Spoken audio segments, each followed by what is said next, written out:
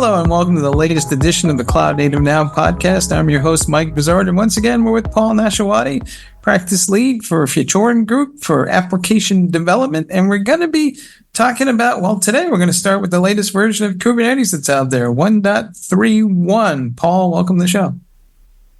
Hey, great to be here, Mike. Yeah. What is your sense of this release? Because I think there's a cadence starting to emerge where the third release is usually like a maintenance update with some additional capabilities added and maybe not stuff that is so earth-shaking. And I'm trying to figure out where this release fits in that overall 3 updates a year cadence. Yeah, absolutely, Mike. When we look at, this release, I think that it's important to understand, it's Kubernetes 1.31. It really does add in a number of enhancements, right? So we see that there's 45 different enhancements that have been brought into this release. 11 of them have graduated to stable, to your point, right? Like what's required and what's not required. 22 are entering beta, and 12 of those enhancements are in alpha project stage. So, when you look at those 45 enhancements that have been made for Kubernetes, it's really working with a technical oversight committee for Kubernetes. They basically understand what it is that's a priority, why it's prioritized, and then how you move those different functionalities up the stack for release. I do believe that the release of these additional enhancements are driving towards the continuous adoption, such as open container initiatives that help with imaging and artifacts, and then also other areas around API integration as well. So there's definitely some areas here that tie to the release of the functionality, as well as what I'm seeing in research that says this is what the audience is looking for. All right. Time out for a second. Audio is great. Stop moving. All right. Oh, sorry. I'm Italian. I can't. There you go. All right. Do the best you can.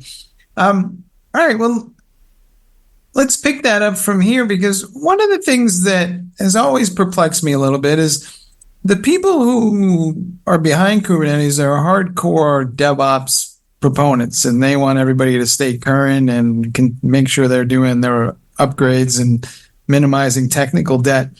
The reality is quite different. Most of the enterprises I talk to have versions of clusters that go back as far as 12, maybe even earlier, and they're kind of hesitant to upgrade them because they're worried that some API will go away, and then as a result, whatever application they have will break. And it almost feels like they're just relatively content to stay where they are. And if they have a new project, they'll go to the latest version of Kubernetes, but they wind up with all these different flavors. And sometimes they have multiple distributions from different providers. What is the current state of Kubernetes management in your mind? Yeah, it's a fair question. I mean, I definitely think that the backwards compatibility across the bridging the gap between the old and new, it has to be there. There has to be a frictionless way to move forward. But we also, one of the things that you didn't touch on that I think is important to understand is the reason why a lot of times these releases happen as frequent as they do is to protect the application and the tech stack that's going along with it. There's sometimes security holes are found. Sometimes functionality is the APIs, like you were saying, are not working.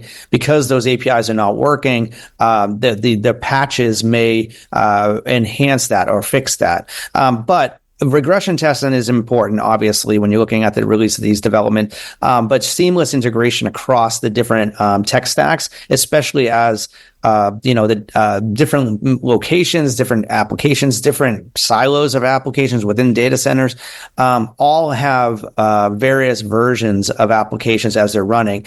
On a previous episode, we talked about, the integration between system of records and systems of engagement, and new systems of engagement might be using the latest and greatest, tech stack in order to kind of put out their solutions, but they might be connecting to previous versions, because those previous versions are just encapsulated and basically left to be used as a system of record.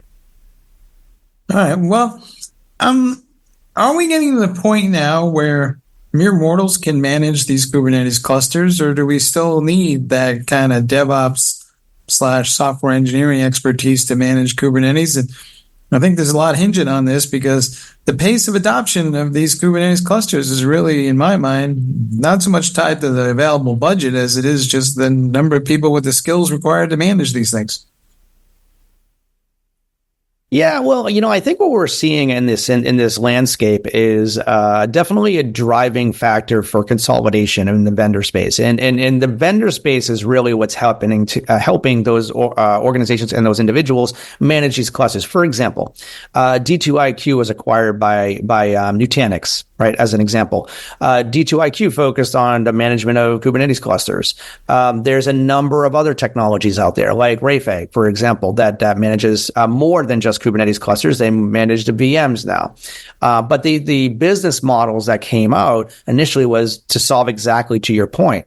How do you let organizations, DevOps teams, platform engineering teams easily manage their environments? And by using a specific tech stack, they allow you to do it. But what I'm seeing, Mike, is organizations larger organizations are seeing the value of these emerging technology stacks to provide that ease of use for Kubernetes clusters holistically. So I think what we're seeing is that consolidation in the market of the market landscape to bring in that tech stack into the larger opportunities that are out there. All right. Well, that kind of brings us to our next two subjects. And what we have seen is the arrival of Carpenter 1.0. I think, if I recall correctly, this project was kind of started by AWS back in the day. And it's supposed to make it simpler to manage the underlying compute infrastructure that Kubernetes is consuming. I feel like it's taken a long time to get to version 1.0, and I think maybe this thing has been around for a year or two or more. What is your sense, and where does this fit in the cloud-native landscape? Yeah, Carpenter was announced a while ago as an opportunity for to basically respond to adjustments in the underlying tech stack, working towards application loads and such. I think that there has been some readjustments and some shifting because when Carpenter first came out, it was really about driving towards a harmonized really a very focused delivery of tech that's within a specific distribution. What the rebirth of it, I guess, the reason why it took so long for it to kind of come out, in my opinion, is there's an understanding of harmonization across multiple architectures. And there needed to be, Carpenter needed to have that ability to offer that lower cluster compute cost across those different underutilized nodes. And those underutilized nodes need to be driven across different architectures. And that's where I think that there was some disruption in the delivery cycle of it. But I think it's all in all, it promises to be a way where developers can, use the Amazon, EKS in order to, use Carpenter to kind of use those clusters and deliver adoption across EKS users, but also it has the ability to scale out across the multiple architectures as well. Mm-hmm.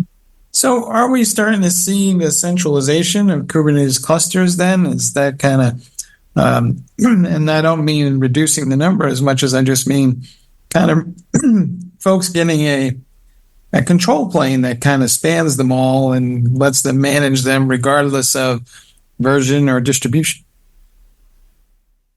Yeah, I mean, I think that's the logical approach. I mean, standardization, it reduces the number of tools. I mean, if you look at how Carpenter Drift is working, it allows for that utilization of a desired state of using Amazon Machine Instance and basically moving away from a very specific delivery and using it across the entire ecosystem. I think that's really where developers will help balance that availability across the not just the utilization of resources, but also security requirements.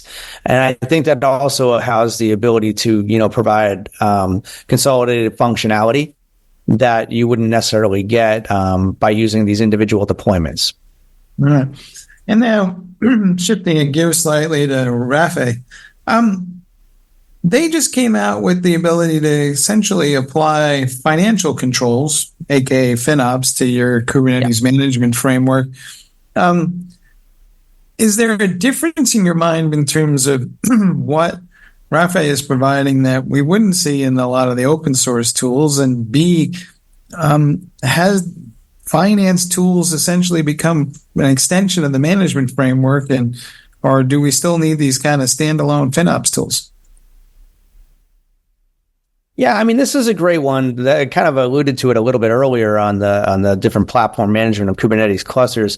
Hasib and Sean at Rafe, I met with them not too long ago, probably maybe a week or two ago, and we talked about the FinOps kind of play and what they're doing. But it's not just about the FinOps play; it's about that up leveling Rafe to be more focused on adding additional value. So cost management is key, but managing your entire ecosystem is also equally as important, right? Because again, one of the things that Rafe, when it first came out, was about simplifying the Kubernetes cluster management, and that was but over the past year or so, there's been a pivot to move away from just the Kubernetes cluster management, which is important, by the way, but to really focus on what it means to do cost and also understand that looking at historical consumptions workloads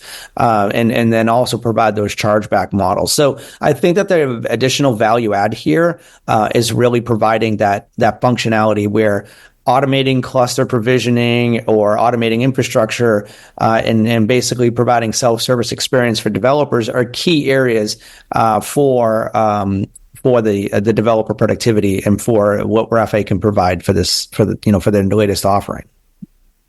It also seems like they're at. Let me try that again. Right. It also seems like they're at. Nope. Hold on. It also seems like they're at the forefront of the democratization of Kubernetes because their framework is accessible to your average IT administrator. And I wonder, there's a lot of work being done on these various other open source projects. And I know that Rafe is a commercial entity, but at the end of the day, is cost really the big factor here for the management plane, or is that something people are willing to pay for? I think cost is part of the maturity of the Kubernetes adoption. Once you actually have your clusters running and implemented, understanding the cost factors really does come into consideration. I don't think it's the primary source of information. Like, I don't think that if you are starting to modernize or refactor your applications, unfortunately, the first thing that organizations, they don't think about is cost. They think about what does it take to do this, and they want some type of cost factor that allows us to say this is what it means. But a lot of times, the organizations that are doing the refactoring are looking at the resources needed and often over provision those resources because they want to make sure that they need to get done what they need to get done. But cost does come into a consideration once you start going into production. And, once you start running in production, if you're running at, 50% of the provisioned resources, then you can easily give up some of those resources for other projects. That's where, understanding what your Kubernetes clusters are doing really matters. But again, it's a part, I would call that more of a phase 2 part of the maturity. And most organizations are looking at it that way because phase 1 is understanding the skill set to do the actual refactoring. I call that the adult supervision phase because so many of the developers are, to your point, they over-provision Kubernetes clusters because that's what they were used to doing in virtual machine environments. And they're like, give me the biggest, baddest amount of machine you can get and, devil with the cost. It's not my concern. I just want to make sure my app is available. So if the resources are available or rated 1 to 10, they're always on a 10. So I think that requires IT people to come in behind them and make those adjustments. And as long as the app doesn't crash, the developer probably will never know. Yeah, exactly. And that's the thing is if you put those cost controls in place and the application developer or the DevOps team, has what they need, as long as they have what they need, there shouldn't be an issue, right? And that's where I think RayFay can come in and basically do an understanding of the environment and then right size or right provision the resources for those teams. That's really where I think this comes in. But again, in my mind, unfortunately, this is not top of mind when it comes to that modernization effort. It's really a kind of an afterthought. And to me, it really does need to be moved into the primary part of the refactoring. It needs to be moved into that understanding, what is it going to cost to do this? What are the actual costs to deliver? Right. I mean, otherwise you're buying a house without really understanding what it means to live in it, right? So there you go. Correct. Yeah. I want to shift the gear to service meshes. Now, I don't think we've actually talked about this topic before, but there's a new update to Linkerd, and they added support for IP6 and a couple other nifty niceties in the networking space. What is your sense of where are we with this stuff right now? Because a lot of times I talk to folks and they need a lot of APIs before they wake up and say, I need a service mesh as an API gateway, or sometimes they'll just use the proxy software, and then they have a choice between Linkerd and Istio, and it seems like Linkerd does 80% or more of what I need, and Istio probably can do a few more things, but maybe only large enterprises care about those things. But there is a lightweight version of Istio. So where are we in this battle? And there are other service meshes out there for that matter as well. Yeah, absolutely. I mean, this is a conversation that, I have a number of data points and research around service meshes. I've done a lot of conversations with, the likes of the commercial versions of Istio and the commercial versions of Linkerd, whether it be something like Solo or Kong or any of these other companies. There's a number of areas that I think is interesting when it comes to service meshes. A while back, and maybe about less than a year ago, or maybe so, the analyst community, when somebody from another analyst firm put out a report saying, our service mesh is actually worthwhile or worth the effort or worth the problem. And my opinion is, I believe service meshes are indeed an enabler for success. And then that's allowing for not just that east-west and north-south traffic, whether you're using API gateways or service meshes for application communication, but it's also about streamlining the number of API calls. API calls get expensive. All right. And they get super expensive. So if you can streamline them with a service mesh in order to reduce the number of calls using, maybe Linkerd's approach or, an Istio approach, using the Envoy as a proxy or not, there's different ways to reduce those API calls. And if you can standardize that helps. Now, what I like about Linkerd is it has some heritage in the, I call it the legacy applications or the older applications, and has the ability to not just work with cloud native, but also work with those applications that you might maybe migrating away from. And that's something that has been incredibly important, because it's, again, bridging the gap between your heritage applications and your new way of delivery. You need to have that way of communication between those applications while you're doing that work. If you don't, then you have these silos of tech stacks, and then that increases your tech debt. And if there's a desire for many organizations to reduce your tech debt, and start pulling back from the different, multiple technologies to do the job. So I think that there's a lot of power behind this Linkerd announcement. I think that there's a lot of interest around, again, the way I view it is that bridging the gap between the old and new. But I think that there's also some of the new technologies that there are enhancements that they put in Linkerd that allows for the cloud native deployments to be more efficient as well. So like what they're doing. like that. It comes with, support for JSON output, so you can automate. You can bring that piece in. That's a cool feature that kind of drives toward that automation piece. But there's definitely reasons to kind of go with each approach. I am for service mesh. As an analyst, I definitely know that the research I've seen, organizations are pulling to use service mesh. So I think that it's worth the investment. It's worth the time to think about it. All right. And then lastly, there's an article on Cloud Native Now talking about how to apply policy as code to GKE. And I'm sure that's helpful to a lot of folks. But what is the state of policy as code right now? We've been talking about this for a long time, but it's not clear to me that everybody gets it. And some folks think it's just hard. Yeah, I mean, this is one of those things that's interesting. Policy as code is, the way I view it in the CI/CD pipeline is you have to have a skilled or, basically a higher higher value resource deliver the workflows in order to implement your policy within your CI/CD pipeline. Okay.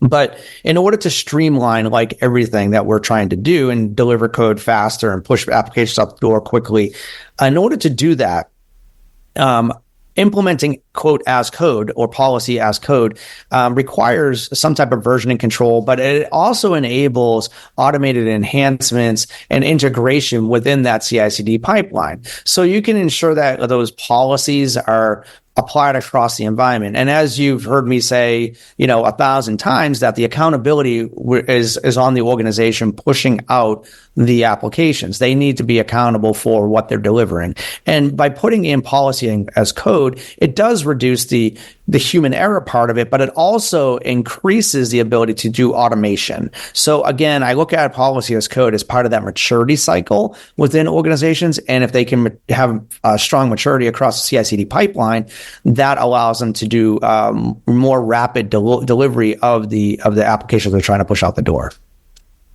All right, folks, as always, we've been up and down that cloud native stack again, and it remains complex, remains challenging, and the issues go well beyond Kubernetes clusters itself. But hey, they are becoming slowly but surely more accessible.